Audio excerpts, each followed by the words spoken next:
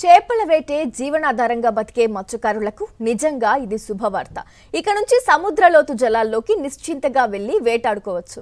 కేంద్ర ప్రభుత్వ పరిధిలో ఉండే 200 నాటికల్ మైళ్లు అంటే తీరం నుంచి 370 కిలోమీటర్ల వరకు వెళ్లి వేటాడుకునే వెసులుబాటు కల్పిస్తూ కేంద్రం గెజెట్ విడుదల చేసింది.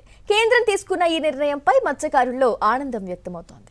తీర ప్రాంత మత్స్యకారులకు కేంద్రం శుభవార్త చెప్పింది. సముద్ర లోతుల్లోకి వెళ్లి చేపల వేట సాగించేందుకు కేంద్రం గ్రీన్ సిగ్నల్ ఇచ్చింది.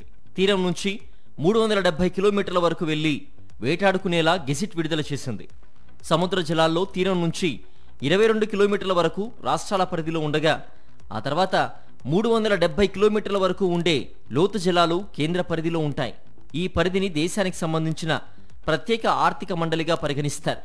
ఆ తర్వాత అంతా అంతర్జాతీయ జలాలుగా పరిగణిస్తారు. ఇప్పటి వరకు మత్స్యకారులు తమ రాష్ట్రాల పరిధిలో 12 నాటికల్ మైళ్లలోపు మాత్రమే చేపల వేట చేసుకునేందుకు అవకాశం ఉండేది. కేంద్ర పరిధిలో ఉండే జలాల్లోకి అనుమతి ఉండేది కాదు.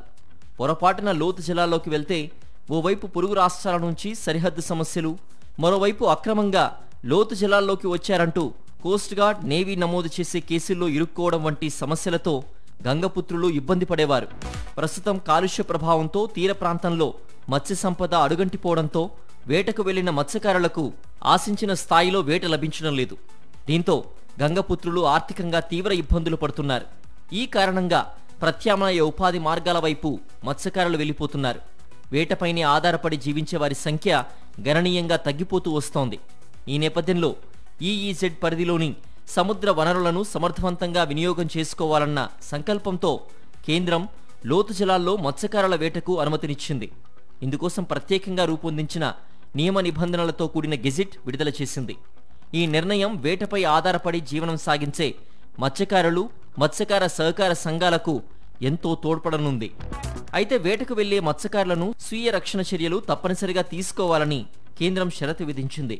కేంద్రం నిర్దేశించిన నిబంధనల ప్రకారం మెకనైజ్డ్, మోటరైజ్డ్ బోట్ తప్పనిసరిగా లైసెన్స్, యాక్సెస్ పాస్ కలిగి ఉండాలి.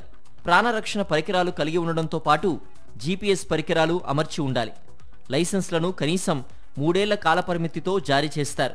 ఈఈజెడ్లో చేపల వేటకు సంబంధించిన రాష్ట్రాల మధ్య సరిహద్దు, నిర్వహణ వివాదాల పరిష్కారానికి లైసెన్స్లు ఉపకరిస్తాయి. లోతు జలాల్లో వేటాడే మత్స్యకారులు, సహకార సంఘాలకు కేంద్రమే ఆర్థిక, సాంకేతిక మద్దతు అందిస్తుంది. లోతు జలాల్లో ఏదైనా సమస్యకు గురైతే కోస్ట్ గార్డ్, నేవీ నుంచి అవసరమైన తోడ్పాటు లభిస్తుంది.